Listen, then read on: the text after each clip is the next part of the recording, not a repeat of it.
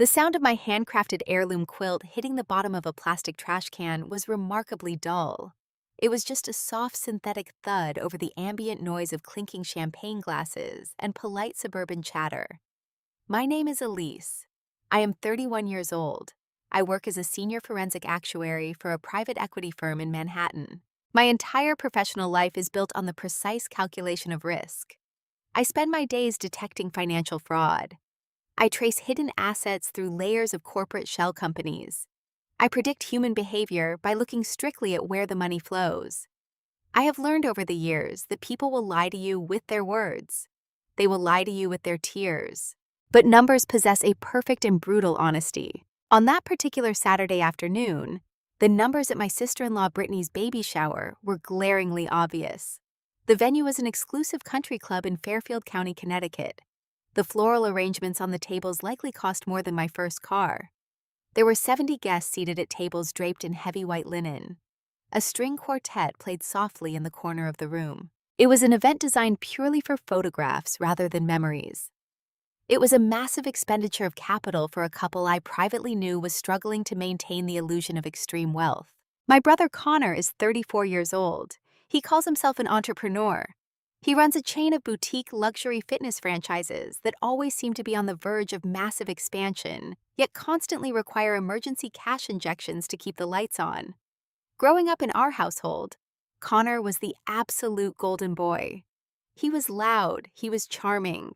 He played football and won trophies. Our parents bailed him out of every bad financial and personal decision he ever made. When he wrecked a car, they bought him a new one.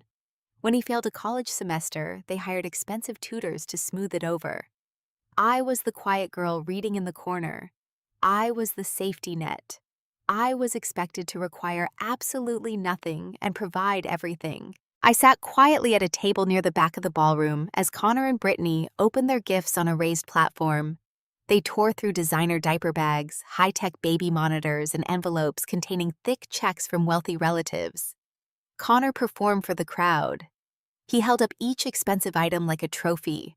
He smiled his brilliant, practiced smile for the cameras. Then he reached for my gift.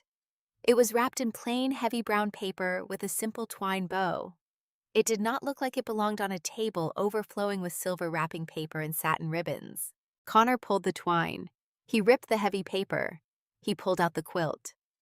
I had spent 400 hours hand-sewing that quilt. I used a rotary cutter and a sewing machine late into the night for 6 months. I used pieces of fabric from our late mother's clothing. There were fabric squares cut from the yellow kitchen apron she wore every Sunday morning. There were pieces of the blue floral dress she wore to my high school graduation. I backed the entire quilt with the softest, highest quality fleece I could find.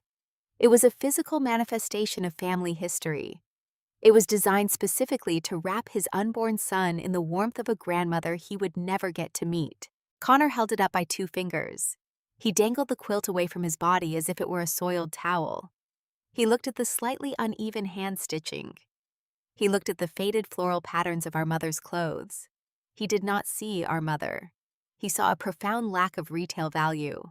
He looked out at the audience, flashed his arrogant smile, and spoke loudly enough for the microphone to catch his words perfectly. "Cheap gifts do not belong here." He turned and dropped the heirloom quilt directly into a large plastic trash can beside the gift table. It landed on top of torn wrapping paper, discarded ribbon, and half-eaten slices of cake. The entire ballroom went dead silent. 70 people stopped talking. The string quartet missed a note. Brittany put a hand over her mouth, but she did not stop him. She did not reach into the trash. She simply looked away. Through the deafening silence, I remained completely seated. I did not gasp. I did not cry. I did not feel the sudden hot rush of humiliation that Connor was counting on. As a forensic actuary, I remove emotion from data. Connor had just provided me with a flawless, undeniable data point regarding his character. He assumed I would shrink into my chair and accept his cruelty. He assumed the social pressure of the country club environment would keep me compliant and silent. What Connor did not know was what I had sewn into the bottom corner of that quilt. Beneath the blue floral fabric hidden inside a discreet waterproof pocket, sealed with a simple blue ribbon, was a heavy cream envelope. Inside that envelope was an unexecuted deed. Our parents had left me a beautiful lake house when they passed away. It was fully paid off and valued at $750,000. Connor had spent years demanding his share, even though our parents explicitly left it to me because they knew he would instantly leverage it for his failing businesses. I had finally decided to give him half. The envelope contained the legal transfer documents granting him joint ownership. Tucked right behind those property documents was the paperwork for a $100,000 irrevocable education trust I had fully funded for his unborn son. Connor had just thrown nearly $1 million into the garbage over a coffee-stained napkin because it did not come in a designer retail box. I stood up. I walked slowly across the ballroom. The silence stretched so tight it felt physical. I reached into the plastic trash bin. I pulled out the quilt. I carefully brushed a smear of pink frosting off the edge of my mother's blue dress fabric. I folded the quilt into a neat square and held it against my chest. Connor looked at me. His arrogant smirk wavered for just a fraction of a second. He expected me to yell. He expected a dramatic scene he could dismiss as female hysteria. I gave him absolutely nothing to work with. I simply smiled at him. It was a polite, clinical smile. Then I turned around and walked out of the ballroom. I pushed through the heavy brass doors of the country club, leaving the silent room behind me. I reached my car in the parking lot. The leather seat was cool. The air inside the cabin was quiet. Welcome back to Calm Drama Stories. If you have ever had your love measured in dollar signs by people who do not know your worth, take a moment to drop your city and local time in the comments below. Be sure to like and subscribe if you enjoy watching entitlement meet cold hard facts. I love reading about where you are watching from. I pulled my phone from my purse. I did not open my text messages. I did not call a friend to vent or cry. I opened my email application. I drafted a new message to my estate attorney, Robert. I typed fast. The email was exactly 2 sentences long. Robert, cancel the property transfer deed for the lake house entirely and destroy the draft. Solidify the education trust for my nephew and lock it down completely so Connor is permanently barred from accessing the principal or the interest. I hit send. One tap of my thumb. It was the most efficient financial transaction of my entire life. With a single click, I erased $750,000 from my brother's future. I secured my nephew's education in an ironclad vault that Connor could never touch. The data was crystal clear. Connor valued optics over substance. He had proven himself to be a terrible investment. I was simply mitigating my risk. I started the engine and drove home to my apartment. I made a cup of tea. I sat in my living room and opened a complex spreadsheet for my firm. I felt entirely peaceful. I knew the exact timeline of what would happen next. I just had to wait for the variables to align. 3 hours later, my phone rang. The caller ID showed Connor's name. I let it ring 4 times before I pressed answer. I did not say hello. I just held the phone to my ear. Elise. His voice was entirely different. The arrogant country club drawl was completely gone. He was breathing fast. The pitch of his voice was high and thin. Are you there? Elise, please tell me you are there. I am here. He sounded absolutely terrified. Brittany had seen the blue ribbon when they got home. She had found the waterproof pocket. She had opened the cream envelope. They had read the unexecuted deed for the lake house. They had read the trust documents for the baby. Elise, listen to me. He was speaking so quickly the words bled together into a panic. The party was stressful. Brittany was hormonal and I made a stupid joke. I did not mean it. You know my sense of humor. You have to bring those papers back. We need to sign them. When can you bring them back? I took a slow sip of my tea. The chamomile was perfectly warm. I already canceled the gift, Connor. There was dead silence on the line. Then a frantic, ragged sound broke through the speaker. No, you cannot do that. Elise, you promised. I already made financial plans based on that house. I told people, you cannot pull this out from under me. I need that property. You have to sign it over today. I lowered the mug from my lips. My analytical brain locked onto his exact phrasing. I already made financial plans based on that house. People do not panic like this over a lost surprise. If you lose an unexpected gift, you feel regret. You feel sadness. You feel embarrassment. You do not feel sheer terror. Terror only happens when you lose an asset you have already spent. Terror happens when a deadline is approaching and the collateral you promised turns out to be a ghost. I hung up the phone without another word. The screen went dark. I sat in the absolute silence of my living room as the pieces of the puzzle slammed into place. Connor was not just greedy, he was desperate. He had leveraged a house he did not own. He was hiding a massive financial deadline. His cruel little performance at the baby shower had just destroyed the only lifeline that could save him from complete ruin. My phone vibrated on the kitchen island. It rattled against the cold marble countertop with a relentless and angry rhythm. I sat on my living room sofa in the dark and watched the screen light up over and over again. Connor sent 52 text messages in the span of 3 hours. In my profession, I do not read messages to understand a person's feelings. I read them to map their strategy. I read them as raw data. I picked up the phone and scrolled through the barrage of notifications. Connor started with standard gaslighting. He told me I was being overly sensitive. He typed that it was just a joke at a party and that I was ruining a beautiful family celebration over a cheap piece of fabric. He said I always tried to make everything about myself and that everyone in the room thought I was acting like a child. He wanted me to feel embarrassed. He wanted me to doubt my own reality. That is the foundational tactic of a toxic system. When the gaslighting did not generate a response from me, his tone shifted entirely. The text became frantic and desperate. He started bargaining with me. He promised to apologize publicly to the entire family. He said he would buy me a brand new sewing machine to replace the time I spent on the quilt. He missed the point entirely, of course. He thought he could purchase my forgiveness with empty promises. He thought my boundaries had a price tag. Then came the threat. It was the text message that changed the entire landscape of our conflict. It arrived at 11:14 at night.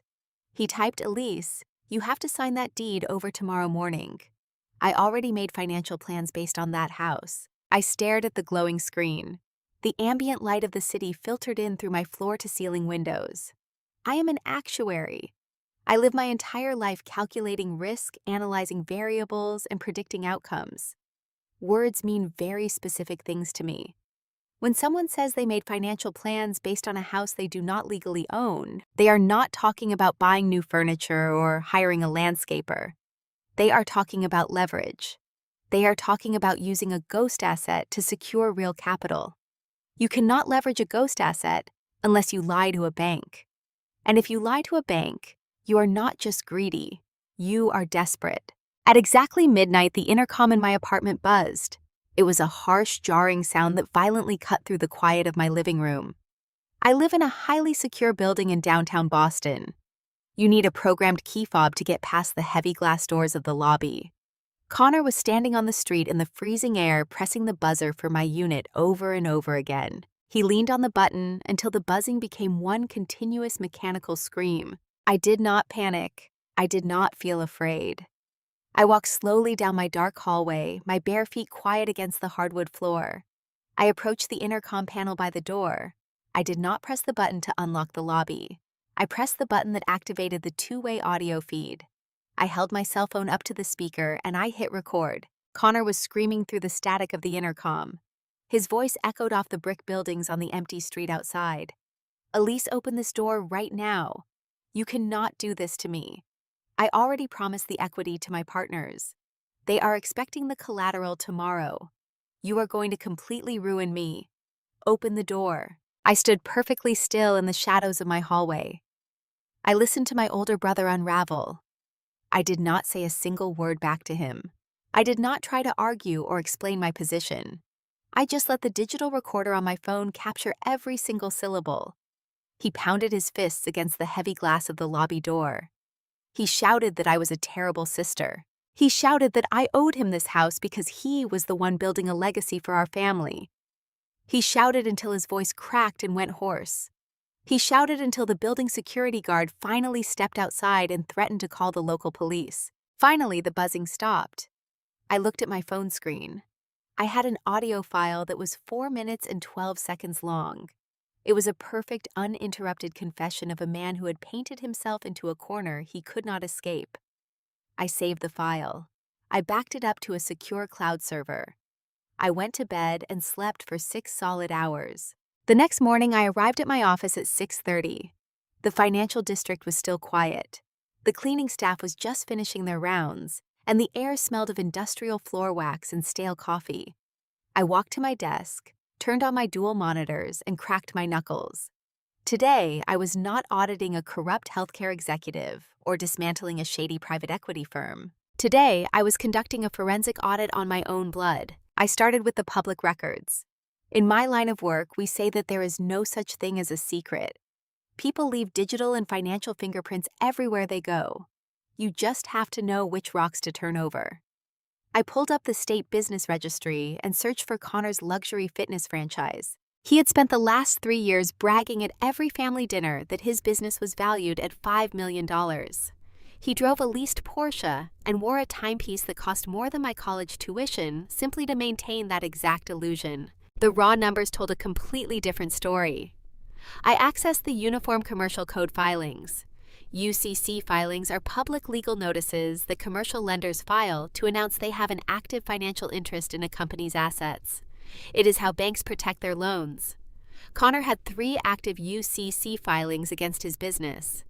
That meant he had borrowed heavily against his own gym equipment, his accounts receivable, and his future membership dues. His franchise was not a thriving corporate empire. It was a sinking ship taking on water much faster than he could bail it out. Then I found the fatal blow. I sifted through the county court records and found a publicly recorded intent to lien filed by a massive commercial real estate holding company. Connor had not paid the rent on his flagship gym location in 4 months. He was actively facing eviction, but that discovery did not fully explain the sheer, unadulterated terror in his voice on the intercom last night. Unpaid commercial rent is a civil matter. It is deeply embarrassing, but it does not make a grown man scream in the street at midnight. There was something else hiding in the ledger. I picked up my desk phone and called a former colleague. Her name is Sarah, and she works as a senior commercial underwriter for a major regional bank. We trade professional favors occasionally. I asked her to run a quiet, unofficial check on any pending loan applications for Connor's corporate entity. I told her I suspected major irregularities. Sarah called me back 20 minutes later. Her voice was tight and strictly professional. She told me Connor recently took out a massive predatory bridge loan from a secondary private lender. A bridge loan is a desperate financial measure.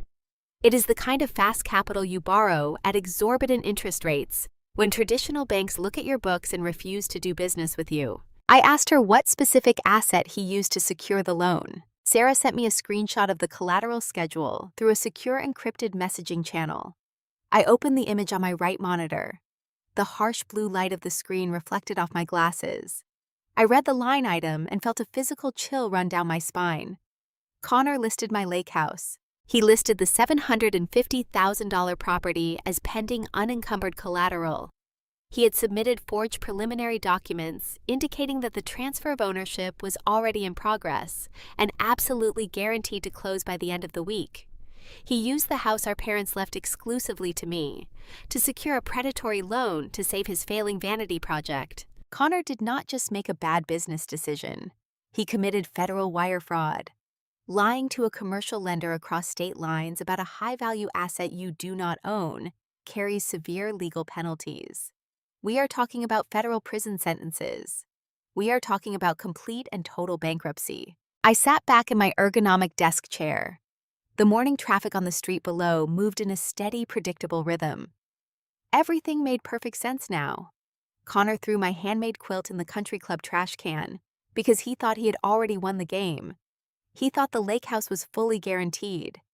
He thought I was just the quiet, compliant little sister who would blindly sign the property deed at the baby shower and hand him his financial salvation wrapped in a pretty blue ribbon. When I canceled that property transfer with a single email from my car, I did not just take away a free house. I pulled the pin out of a financial grenade he was currently holding in his own hand. He absolutely needed me to sign that deed today. His entire freedom and future depended on it. The conflict had shifted dramatically. It was no longer a toxic family dynamic about a discarded gift. It was a high-stakes legal trap, and Connor fully assumed I was still completely in the dark. I closed the secure channel with Sarah. I saved the screenshot of his fraudulent loan application to a dedicated encrypted folder on my hard drive. I labeled the folder Connor Audit. I poured myself a fresh cup of coffee from the break room. I did not feel sad.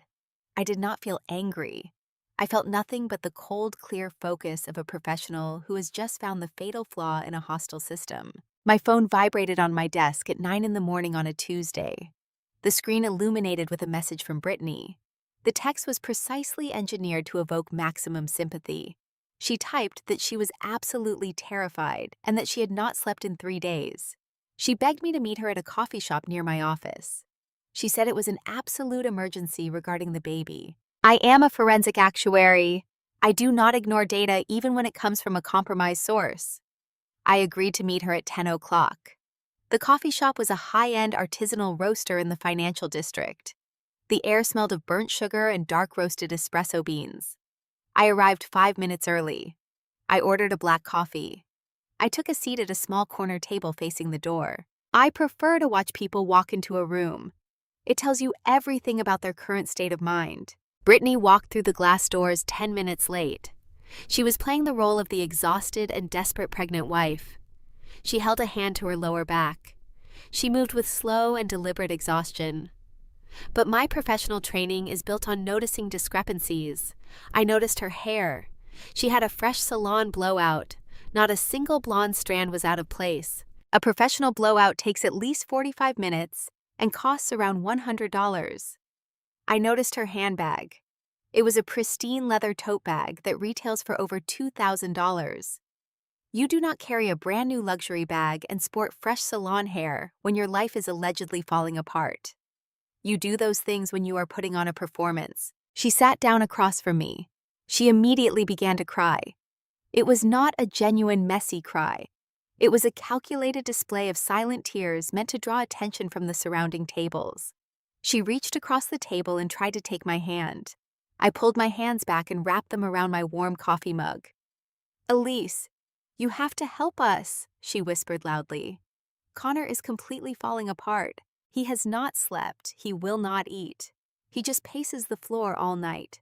I took a slow sip of my coffee. I did not offer a word of comfort.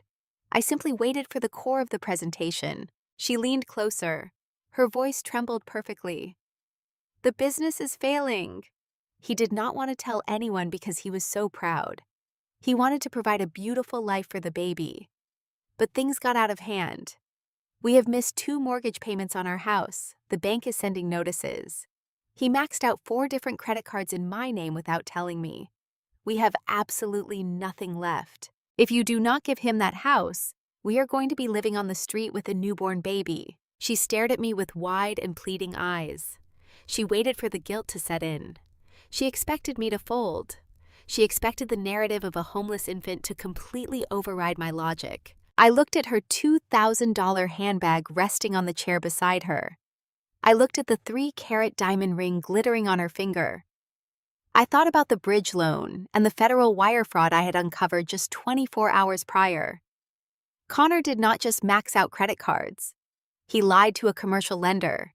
He committed a felony. And Brittany was sitting here asking me to hand over a $750,000 piece of real estate to cover a criminal deficit. "Please, Elise," she begged. "Just be the bigger person. Our parents are gone. Connor is your only brother. You cannot let your own nephew grow up with nothing. We need that deed today. Just sign the papers and save our family." I set my coffee mug down on the wooden table. The ceramic made a sharp and final sound. I did not raise my voice. I spoke with absolute clarity. "Brittany, I am protecting your child's future. I have legally established a $100,000 education trust for him. It is completely locked. It is entirely out of Connor's reach. Your child will never have nothing. But I will not fund your husband's fraud." The tears stopped instantly. The crying performance vanished from her face, as if a switch had been flipped. The mask of the terrified victim dropped, and the sheer entitlement underneath was exposed. Her eyes narrowed into something cold and spiteful. "You are incredibly selfish," she snapped. Her voice was no longer trembling.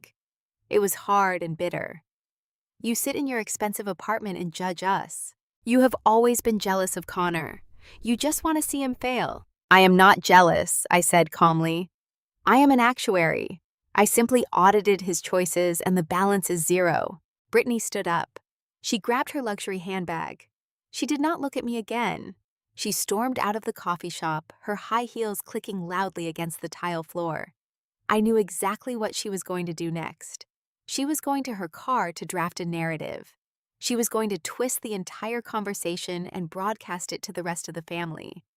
She would paint me as a cruel, heartless monster who laughed at a pregnant woman. I finished my black coffee in peace. The data had been gathered. The next phase was about to begin. By 2 o'clock that afternoon, the family network had fully activated. I refer to them as flying monkeys. In psychology, a flying monkey is someone who does the bidding of a narcissist. They are the people who execute the smear campaign so the toxic person can keep their hands clean. Our extended family had enabled Connor for 3 decades. They were perfectly primed to attack on his behalf. My phone began to ring. I was sitting at my desk in my office reviewing a merger and acquisition file. I did not answer the personal calls. I let every single one go to voicemail. First came Aunt Susan. She is my father's sister. She has not spoken to me in 2 years. Her voicemail was shrill and vibrating with self-righteous anger. "Elise, I cannot believe what I'm hearing. Brittany called me completely hysterical. How could you put a pregnant woman on the street? Over what? Over a misunderstood joke at a baby shower. You are punishing an innocent baby because your feelings got hurt. You are an absolute monster. You need to call your brother right now and fix this." Then came my cousin Mark. He texted me a long paragraph about family loyalty and forgiveness. He told me I was acting like a bitter spinster and that I needed to seek psychological help. I did not block a single number. I did not argue back. I did not defend myself. When you argue with irrational people, you enter their reality. You legitimize their delusions. I remained firmly in my own reality. I treated their abuse as raw data. I opened my email client. I created a new folder. I named the folder Harassment Archive. I saved Aunt Susan's voicemail as an audio file. I dragged it into the folder. I took screenshots of Mark's text messages. I uploaded the images to the folder. I clicked save. I backed up the data to my secure cloud server. The physical act of archiving their vitriol was incredibly grounding. Every hateful message they sent was not a wound. It was a receipt. They were building my defense case for me. But the family squabble was about to escalate into something much more dangerous. The conflict shifted at 4 in the afternoon. My desk phone rang. It was an external call. I answered it with my professional greeting. "Elise, we need to talk right now." It was Uncle David. He is not a blood relative. He is married to my mother's sister. He is also a wealthy commercial real estate developer in Connecticut. More importantly, he is one of the primary seed investors in Connor's failing luxury fitness franchise. He had put a substantial amount of capital into my brother's business. I leaned back in my chair. "Hello, David. Cut the corporate attitude with me," he barked. His voice was heavy with authority. He was a man used to intimidating people in boardrooms. "I just got off the phone with Connor. He tells me you are holding up the transfer of the lake house property. That property was supposed to be collateral for our next expansion phase. You are actively damaging my investment." "Connor lied to you," I said evenly. "The property is mine." It was never his collateral to promise. Uncle David did not care about the truth. He cared about his money. He let out a low, menacing laugh. "Listen to me very carefully, Elise. You are going to sign that deed over to Connor by the end of the week. You are going to make things right. If you do not, I will make your life miserable. I know the senior partners at your private equity firm. I play golf with your managing director. I will call them. I will tell them you are unstable. I will tell them you are vindictively destroying a family business. I will drag your professional reputation through the mud until you are absolutely unemployable in this industry. Do you understand me?" The threat hung in the air. The office around me was quiet. The hum of the air conditioning was the only sound. Uncle David had just crossed a massive line. This was no longer a domestic dispute over a piece of inherited real estate. This was no longer about a discarded quilt or a baby shower. He was directly threatening my livelihood. He was threatening the career I had built from the ground up, through 80-hour work weeks and relentless dedication. He was attempting to use professional sabotage to force me into funding my brother's fraudulent loan. I did not raise my voice. I did not show an ounce of fear. I kept my tone perfectly sterile. "Are you finished, David?" He breathed heavily into the receiver. "I am waiting for your answer." I gave him my answer. "I will not sign the deed. Have a pleasant afternoon." I hung up the phone. I looked at the digital recording software running in the background on my computer. In my state, it is entirely legal to record a conversation if one party consents. I was that party. I saved the audio file of a wealthy real estate developer attempting to extort a forensic actuary. I dragged the file into the harassment archive folder. The stakes had just been raised exponentially. They assumed I would roll over to protect my career. They assumed I was terrified of public conflict. They were banking on my silence. They had no idea that my silence was not a surrender. It was a strategy. I was not just building a wall. I was building a trap. And they were all rushing blindly toward the bait. The courier arrived at my office on a Thursday afternoon. I was sitting at my desk on the 34th floor of my firm. The city of Chicago was laid out beneath my window in a sprawling grid. The room was quiet except for the low hum of the ventilation system. I was in the middle of running a complex risk assessment for a corporate merger when the front desk receptionist called my direct line. She told me a courier was waiting in the lobby with a package that required my personal signature. I walked out to the reception area. The courier handed me a thick, heavy envelope. It was sealed with a rigid cardboard backing. The return address in the upper left corner displayed the embossed logo of a highly aggressive commercial litigation firm based in Connecticut. It was the kind of law firm that specializes in bullying tactics and high-volume intimidation. I thanked the courier and carried the heavy envelope back to my desk. I did not feel a sudden spike of anxiety. I did not feel the familiar dread that used to wash over me whenever my family initiated a conflict. I simply felt the cool, calculated focus of my profession settling over my mind. I slit the top of the envelope open. I pulled out a stack of dense legal documents. The scent of fresh printer ink and heavy bond paper hit the air. The first page was a formal cease and desist order. The second page was a demand letter. The legal language was thick with aggressive posturing and overt threats. Connor had officially retained legal counsel. His lawyer was threatening to sue me in civil court under the doctrine of promissory estoppel. If you are not familiar with contract law, promissory estoppel is a legal principle. It occurs when one party makes a promise, and the second party relies on that promise to their own severe financial detriment. Connor and his attorney were building a narrative. They claimed that I had verbally promised the lake house to him months ago. They claimed that based solely on my verbal promise, Connor had made massive, irreversible financial commitments to his business partners. The letter stated that my sudden withdrawal of the property transfer at the baby shower had caused him catastrophic financial harm. The demand was absolute. The lawyer gave me exactly 48 hours to execute the deed and transfer the property into Connor's name. If I failed to comply, they promised to file a devastating public lawsuit that would hold me personally liable for all of his business losses, his legal fees, and his impending bankruptcy. It was a textbook legal bluff. It was a bullying tactic designed to generate sheer panic. Connor was gambling on the version of his sister that he grew up with. He was banking on the quiet, compliant girl who hated making a scene.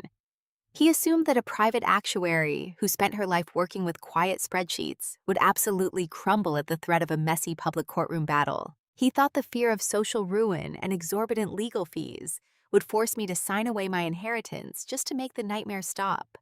Fear is the only currency a narcissist understands, so they assume it works on everyone else. I sat at my desk and smoothed the heavy pages flat against the polished wood. I read the threatening demands a second time. I did not hyperventilate. I did not pick up my phone to call my brother in a tearful panic. I leaned back in my ergonomic chair and I smiled. It was a genuine, deeply satisfied smile. Connor is an incredibly arrogant man, but he is fundamentally stupid. By sending this demand letter, He had just put his own fraudulent reliance into permanent legally binding writing. He formally admitted through his own legal counsel that he leveraged a $750,000 asset that he did not legally own. He documented the fact that he secured commercial funding based on nothing more than a ghost promise. He gave me the exact smoking gun I needed. He had literally paid a lawyer to document his own federal wire fraud. If you have ever been threatened by a toxic family member who thinks they hold all the power, take a moment to drop a comment below. Let me know how you handled their bluff. Because there is a profound peace in realizing that the person trying to destroy you just handed you the hammer. I carefully folded the demand letter and placed it into my leather briefcase. I cleared my computer screen, logged off the firm network, and walked out of the building. I walked 3 blocks down the street to the offices of my own estate attorney. His name is Robert. Robert is 65 years old. He wears bespoke suits and possesses a terrifying encyclopedic understanding of property law. He has practiced for nearly 4 decades. He has seen every conceivable variation of family greed, extortion, and manipulation. Nothing surprises him. I walked into his corner office.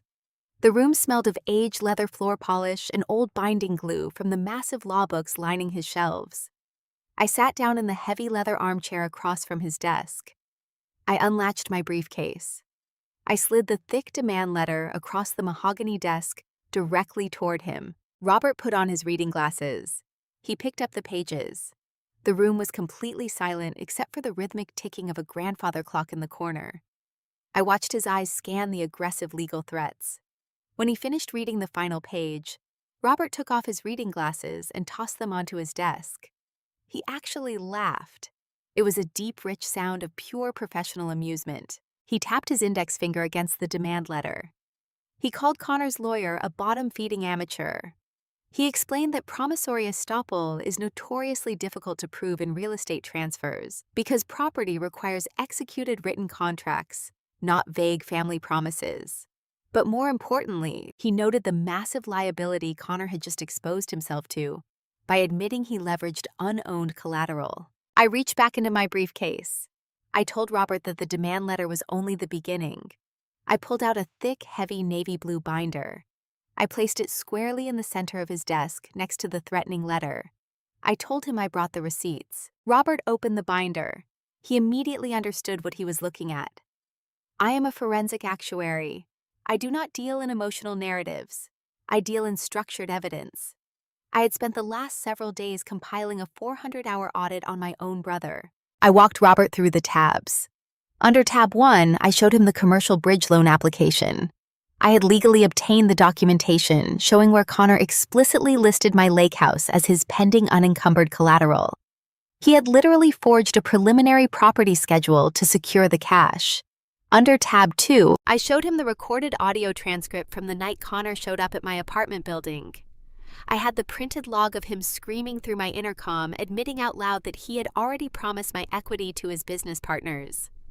Under tab 3, I presented the threatening voicemails and text messages from Uncle David. I showed Robert the exact timestamps where a wealthy real estate developer attempted to extort me by threatening to sabotage my professional career if I did not fund my brother's fraud. Robert touched the pages with profound respect. He read through the transcripts. He looked at the forged loan schedules. He leaned back in his chair and folded his hands. He looked at me with a completely different expression. He told me I had compiled a flawless, airtight case of federal wire fraud and attempted extortion. I had effectively placed my entire family in a legal checkmate. Robert asked me how I wanted to handle them. He offered to draft a brutal response letter that would immediately force Connor to back down. He offered to contact Uncle David's legal counsel and threaten them with a harassment lawsuit. I shook my head. I told Robert I did not want a quiet settlement. I wanted it to be clean. I wanted it to be absolute. I wanted them to experience the exact same public exposure they had used against me for my entire life. Robert smiled. He formulated the strategy immediately. He told me we were not going to respond to the demand letter at all. We were going to deploy the most terrifying weapon in the legal arsenal: absolute silence. He explained that narcissists cannot tolerate a lack of response. When you ignore their threats, they assume you are paralyzed by fear. They confuse your silence with surrender. They grow wildly overconfident. Robert advised me to wait and let Connor orchestrate his own public destruction. The silent strategy worked flawlessly. The very next day, my phone buzzed with a text message from Connor. His tone was incredibly smug. The desperate panic from the baby shower was completely gone. He assumed his lawyer's aggressive demand letter had successfully broken my spirit. He assumed I was cowering in my apartment, terrified of the impending lawsuit. He invited me to a resolution dinner. He typed that we needed to put all this childish family drama behind us and act like adults. He named an incredibly upscale exclusive steakhouse in downtown Boston. Then came the ultimate manipulation. He casually mentioned that Uncle David and two of his primary business investors would be joining us for the meal. He framed it as a transparent business meeting to reassure his partners that the collateral was secure. Connor was setting a trap. He wanted an audience. He wanted to corner me in a high-end restaurant surrounded by wealthy, intimidating men. He fully believed that the immense social pressure of a formal business dinner would force me to quietly hand over the property deed just to avoid causing a scene. He was using the exact same playbook he used at the baby shower. I looked at the text message on my glowing screen. I did not feel intimidated. I felt a profound sense of closure approaching. I replied to his long, manipulative message with exactly 3 words. I will be there. I locked my phone screen and placed it on my desk. The legal trap was fully armed. Connor thought he was dragging a frightened, compliant sister into a room to surrender her inheritance. He had absolutely no idea that he had just invited a forensic actuary to deliver his final audit. The private dining room at the Sterling Steakhouse in downtown Boston smelled exactly like old money and new desperation. The air was heavy with the scent of dry-aged beef charred oak and expensive bourbon. It was the kind of restaurant where deals were closed over hand-cut crystal and waiters moved like shadows. Connor chose this venue deliberately. He needed a stage that projected absolute financial solvency. He needed a room that felt too expensive for an argument. He was relying on the heavy mahogany walls and the presence of wealthy strangers to keep me quiet and compliant. I arrived exactly on time. I did not wear the pastel dresses my mother used to force me into for family photos. I wore a tailored charcoal suit. I wore absolutely no jewelry. My hair was pulled back. I carried a single structured leather briefcase. I did not look like a sister arriving to make amends. I looked like a forensic actuary arriving to execute an audit. The maitre d' opened the heavy double doors to the private reserve room. I stepped inside and immediately assessed the seating arrangement. In my profession, where people sit tells you everything about who holds the power and who is being managed. Connor sat at the head of the long table. He wore a custom navy suit and a luxury watch he definitely had not paid for yet. Brittany sat to his right. She wore a pristine maternity dress and clutched her designer handbag in her lap. Aunt Susan and Uncle David occupied the middle seats. They were the enforcers. They were positioned to nod in agreement and apply social pressure if I hesitated. But the most important people in the room sat directly across from my family. There were 2 men in dark conservative suits. I recognized them immediately from my background research. They were Connor's primary business investors. The older man with silver hair was Thomas. The younger man with the sharp, impatient eyes was Richard. They were the men who had poured hundreds of thousands of dollars into Connor's failing luxury fitness franchise. They were the men who had been promised a $750,000 lake house as collateral. When I walked in, the conversation stopped.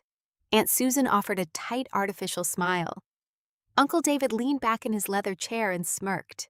He looked like a man who believed he had successfully terrified me into submission over the phone. Connor stood up.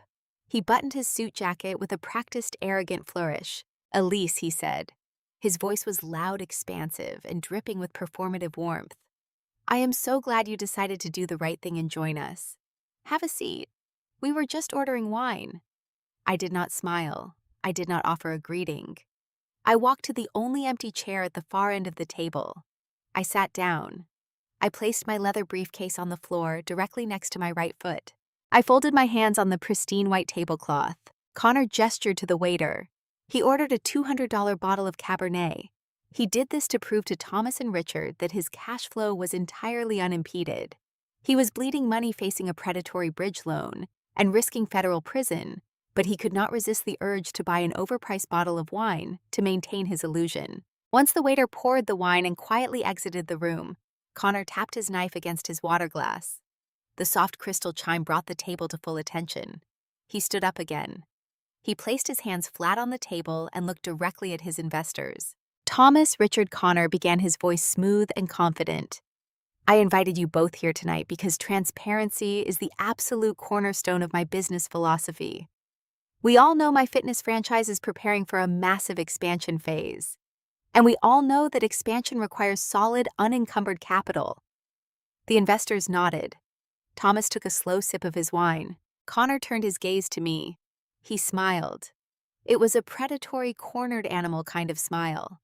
As you know, Connor continued, my family went through a minor miscommunication last week regarding some inherited assets. Families fight. It happens. But at the end of the day, the Evans family always comes together to support each other. Aunt Susan nodded vigorously. Exactly, she chimed in. Family is everything. Connor ignored her and kept his eyes fixed on his investors. My sister Elise is here tonight to officially execute the transfer deed for our family lake house. By the end of this dinner, that property will be legally transferred into my business portfolio. That means the collateral securing our next round of funding is completely locked in. You have my word, and you have her signature. Uncle David smirked at me from across the table. He took a long drink of his bourbon. He thought his phone call had broken me. He thought the threat to ruin my professional reputation had forced me into this room. Brittany let out a loud theatrical sigh of relief and placed a hand over her pregnant stomach. Thomas and Richard visibly relaxed. The tension in their shoulders dropped. They looked at me with polite, expectant smiles. Connor reached into the inner pocket of his suit jacket. He pulled out a crisp, folded document and a heavy gold pen. He walked down the length of the table and placed the unexecuted property deed directly in front of me. He set the gold pen on top of the paper. Sign it, Elise, Connor whispered. His voice was so low only I could hear it. Sign it and we can all go home. He stepped back and waited for me to obey. He waited for the quiet, compliant sister to pick up the pen and write away her inheritance to cover his fraud. The entire room watched me. The heavy silverware gleamed under the low chandelier. The condensation dripped slowly down the side of my water glass. I did not touch the pen. I did not look at the deed. I reached down to the floor. I unclasped the brass buckles of my leather briefcase. The sharp metallic snap echoed loudly in the quiet room. I pulled out a thick stack of documents. They were professionally bound. They were tabbed with red and yellow markers. Important paragraphs were highlighted in bright, undeniable yellow ink. I did not slide the documents to Connor. I did not look at Aunt Susan or Uncle David. I slid the thick stack of papers directly across the polished wood of the table until they hit the water glass belonging to Thomas, the lead investor. Thomas frowned. He looked down at the papers. He looked up at me. I kept my voice perfectly modulated. I did not raise my pitch. I spoke in rapid, surgical sentences. I am not here to sign a deed.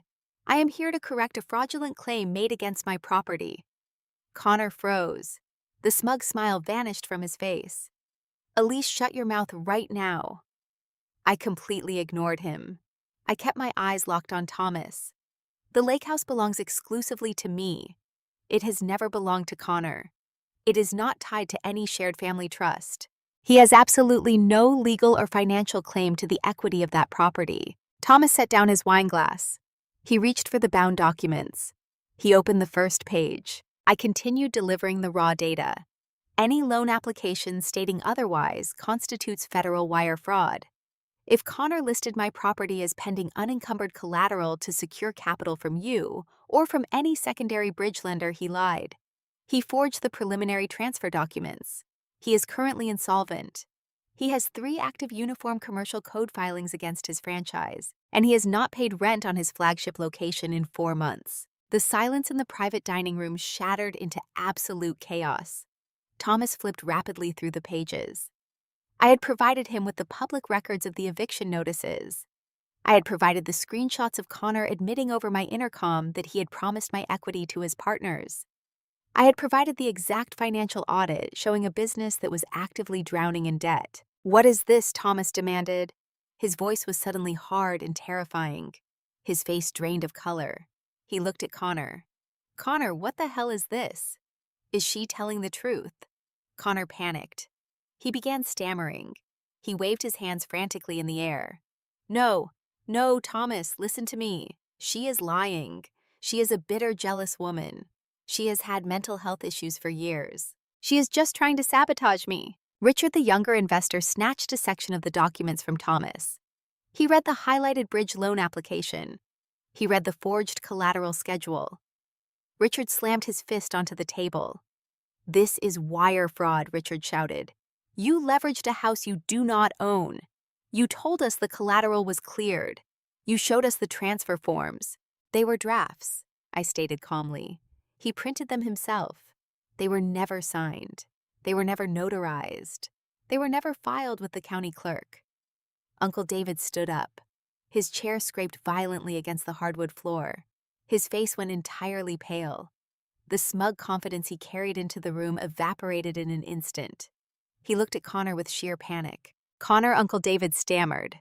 "The seed money. The $200,000 I put in last quarter. Where is the money, Connor? Where is it?" Connor backed away from the table. He was cornered. His breathing was ragged and shallow. He looked at the investors, then at Uncle David, then at me. His eyes were wide with a frantic, destructive energy. He realized the illusion was dead. The curtain had been pulled back, and everyone in the room could see the absolute wreckage of his finances. "You ruined me!" Connor screamed. He lunged forward. He swept his arm across the table in a blind, violent rage. His hand caught the $200 bottle of Cabernet. The heavy glass bottle flew through the air and smashed against the mahogany-paneled wall. It shattered into jagged pieces. The dark red wine splashed across the pristine white tablecloth. It dripped down the wall like fresh blood. Aunt Susan screamed and pushed her chair backward. Brittany covered her face with both hands and began to sob uncontrollably. It was not a performative cry this time. It was the desperate gasping sound of a woman realizing her entire luxury lifestyle was a criminal mirage.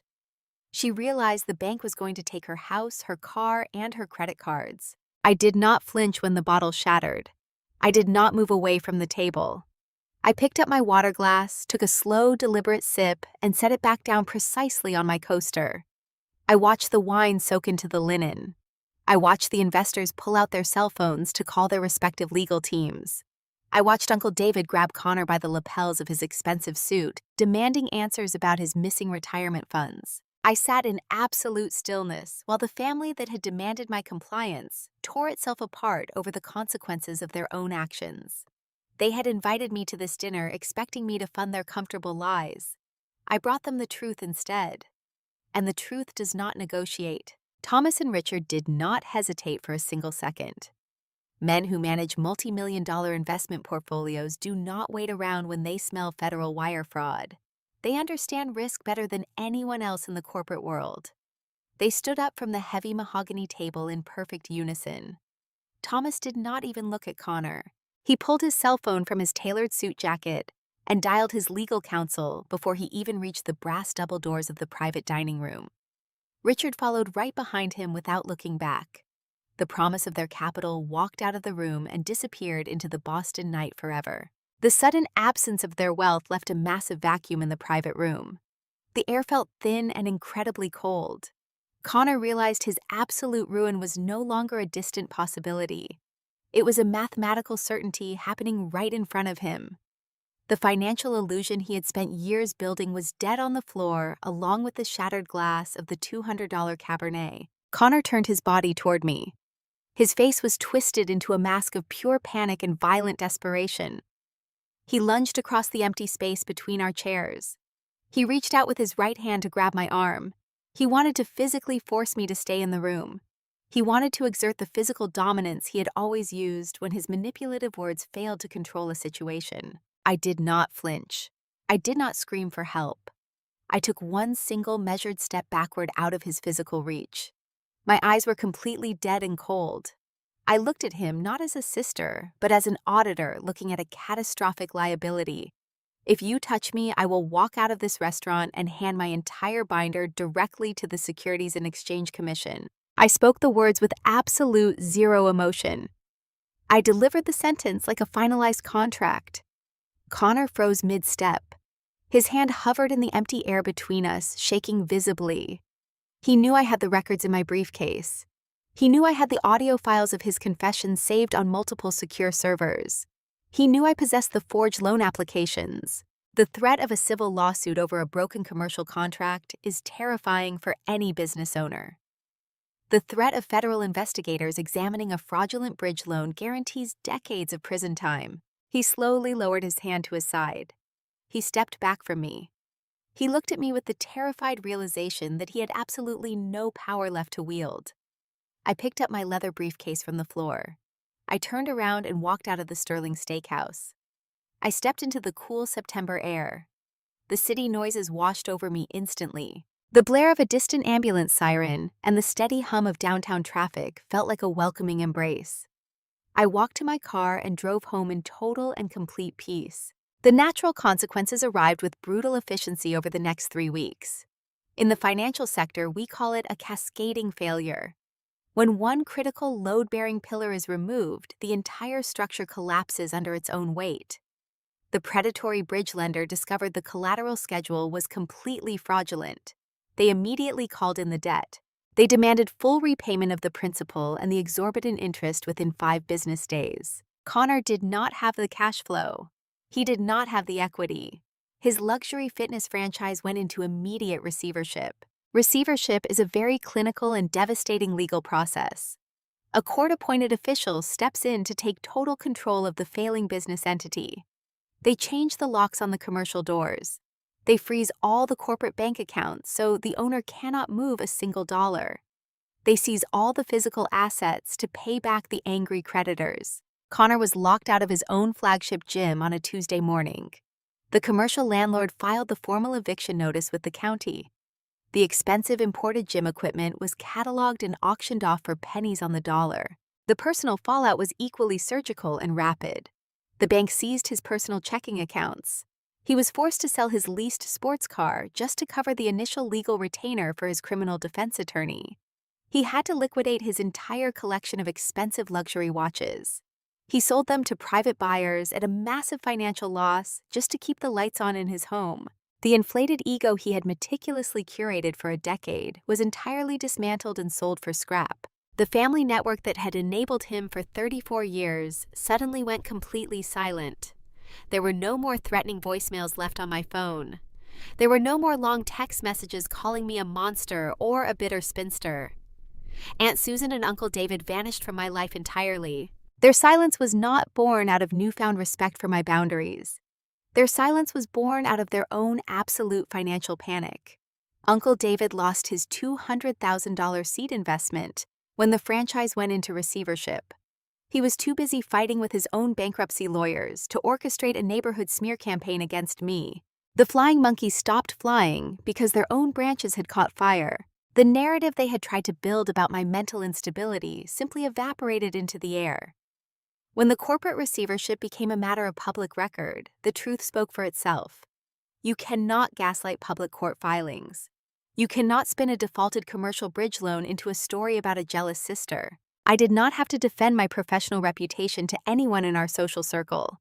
The financial receipts were public and my hands were entirely clean. I spent my days at my firm auditing corporate mergers and analyzing risk portfolios. I slept beautifully every single night. The heavy, exhausting burden of being the family safety net was finally gone. I had closed the account. 2 months after the dinner in Boston, the final pieces of the old life settled into their permanent places. Brittany could no longer maintain the daily illusion of being a wealthy suburban wife. The bank initiated foreclosure proceedings on their heavily mortgaged luxury house. She packed her designer handbags and moved back into her childhood bedroom at her parents' house. Connor moved into a cheap rented apartment across the state while he navigated his impending bankruptcy and his looming legal battles. In late November, Brittany gave birth to a healthy baby boy. I did not visit the hospital maternity ward. I did not send a greeting card. I did not order an expensive floral arrangement or a designer stroller. I maintained the boundary I had drawn with absolute precision. Bringing a child into the world does not magically erase federal wire fraud or years of psychological abuse. I refused to let societal expectations of family duty force me back into a highly toxic environment. However, I did receive a very specific notification on my phone during that week. It was a secure email alert from my wealth management bank. The notification officially confirmed that the $100,000 education trust I had established was fully active and permanently locked. I had worked extensively with Robert to ensure the legal framework of the trust was entirely bulletproof. The principal amount is invested in conservative high-yield index funds. The money will grow quietly and steadily for the next 18 years without any outside interference. When my nephew turns 18, the funds can be disbursed directly to an accredited university or a licensed trade school. If he chooses not to pursue higher education, the funds will be dispersed in small structured monthly increments when he turns 25. Most importantly, Connor and Brittany have absolutely zero legal access to the capital. They cannot borrow against the fund. They cannot use the trust as collateral for future loans. They cannot cash it out for personal living expenses or mounting legal fees. The child is entirely safe, and his future is financially secure. The parents are permanently cut off from the money. I protected the innocent party while totally neutralizing the financial threat. On a quiet Sunday morning, I sat in my apartment in downtown Chicago. The crisp winter sunlight streamed through my floor-to-ceiling windows and pooled warmly on the hardwood floors. The air in my home was still and deeply peaceful. I walked into my bedroom and opened the heavy wooden lid of my cedar chest. I reached inside and pulled out the handmade heirloom quilt. I carried the heavy fabric into the living room and unfolded it across my sofa. I sat down and ran my fingers over the carefully stitched squares. I touched the bright yellow fabric cut from our late mother's kitchen apron. I traced the faded blue floral pattern of the beautiful dress she wore to my high school graduation. I looked at the slight imperfections in my hand sewing. I had poured 400 hours of my life into creating a physical manifestation of love and history. Near the bottom corner of the quilt, I found the faint brown mark. It was the coffee stain from the country club trash can. I had never washed it out. I decided to leave the stain exactly where it was. It is not a mark of ruin. It is a permanent ledger. It is a physical reminder of exactly what my family valued and exactly what I survived. It reminds me that profound value does not disappear simply because an ignorant person fails to recognize it. The quilt is still warm. The history woven into the fabric is still real. The only thing that changed was the ownership. I reclaimed my own worth. People often assume that walking away from your family is an act of explosive anger. They think it requires screaming and dramatic declarations and broken plates. But true closure does not require noise. True closure is deeply quiet and methodical. They wanted me to buy my way into a family that only valued my financial compliance. They wanted my silence and my bank accounts. They wanted me to absorb their catastrophic risk and fund their grand illusions, while they treated me like an invisible safety net. I chose to audit their love, and their balance was zero. I did not ruin my brother. I simply allowed him to experience the natural consequences of his own terrible choices. I stopped buffering his reality from the world. When you remove the safety net from a person who is entirely accustomed to falling, they finally have to learn how to stand on their own 2 feet. I closed the book on the bad investment, and I kept my dignity entirely intact. If you have ever had to close the ledger on a toxic family member, drop a comment below. Tell me about the exact moment you finally recognized your own value. Remember that you do not owe your success to people who actively prayed for your downfall. Protect your peace at all costs. Keep your receipts filed away, and I will see you in the next one.